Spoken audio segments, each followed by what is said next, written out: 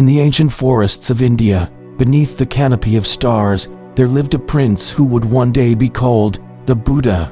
But before that title, before enlightenment, he was simply Siddhartha, a seeker, a wanderer, a man with questions burning in his soul. He left behind a palace of luxury, not because he despised comfort, but because he realized comfort could not quiet the storm within. His journey was not about escaping the world, but about understanding it, truly, deeply, from the stillness of his heart. And it is from his story that we begin tonight. Let your breath fall gently into the rhythm of calm. Inhale slowly, exhale fully. Feel your body resting, feel your thoughts settling. As you listen, you do not need to remember every word. Let the story wash over you like waves returning to the shore. Siddhartha sat beneath the Bodhi tree and asked, not for power, not for fame, but for clarity. He wished to see the nature of suffering, to pierce through illusion. And he found that suffering begins in craving, the longing, the reaching, the desire for life to be other than what it is. But in awareness he found peace, not in controlling the world, but in sitting with it, witnessing it, breathing with it. This is what we do now. We sit in presence. Take another deep breath, let go of all striving. Right now there is no past to regret, no future to chase. There is only this breath, this stillness, this sacred now. Let these words enter the quiet places of your soul. You are not broken, you are becoming. Just as the lotus blooms from the mud, you too are emerging from your struggle with something luminous. The Buddha did not promise an easy life. He promised that peace is possible, not in things, not in perfection, but in presence. So let go of proving, of pushing, of pretending. You are enough. You are here.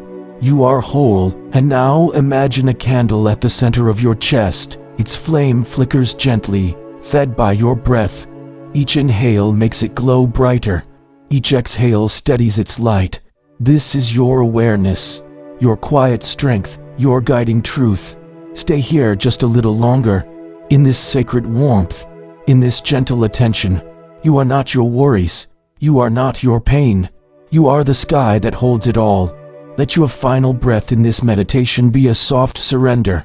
And as you return to your day or your rest, carry this knowing. Peace is not a place, it is a practice. And tonight you have practiced well. But our journey doesn't end here. Let us travel deeper.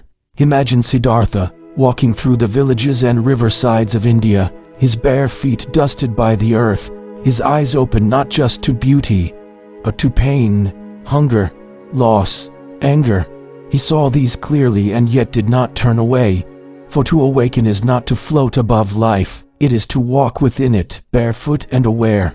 He said, just as a candle cannot burn without fire, man cannot live without a spiritual life. Close your eyes now, and bring to mind one thing you've resisted today, one feeling you've pushed away. Hold it, not with judgment but with breath. Let it sit beside you like a tired friend. Just be with it. This is compassion. This is mindfulness. The Buddha taught, holding on to anger is like drinking poison and expecting the other person to die. So release it. Whatever tightness, bitterness, or blame you may carry, release it like exhaling smoke from your lungs, and breathe in the truth. You are not your emotions. You are the witness. You are the still lake beneath the waves. Let this next breath be a doorway into greater kindness, into peace. The sound of the bell is not an ending. It is a return to now, to presence, to yourself. Now imagine walking a quiet path through a forest. With each step, fallen leaves rustle beneath your feet. You hear the hum of insects, the soft cry of birds. You do not rush. There is no destination. There is only each step, each breath. And in this walk, you meet the Buddha not as a god or distant being, but as a friend. He looks into your eyes and says simply, "You already carry the light you seek." Let those words echo through you. Breathe again, slowly, gratefully. You are not behind. You are not late. You are on your path, and every breath is a step toward remembering. Stay here as long as you need. with the candle in your heart, with the forest beneath your feet, with the wisdom you have always held. You are the path, you are the peace, you are the practice,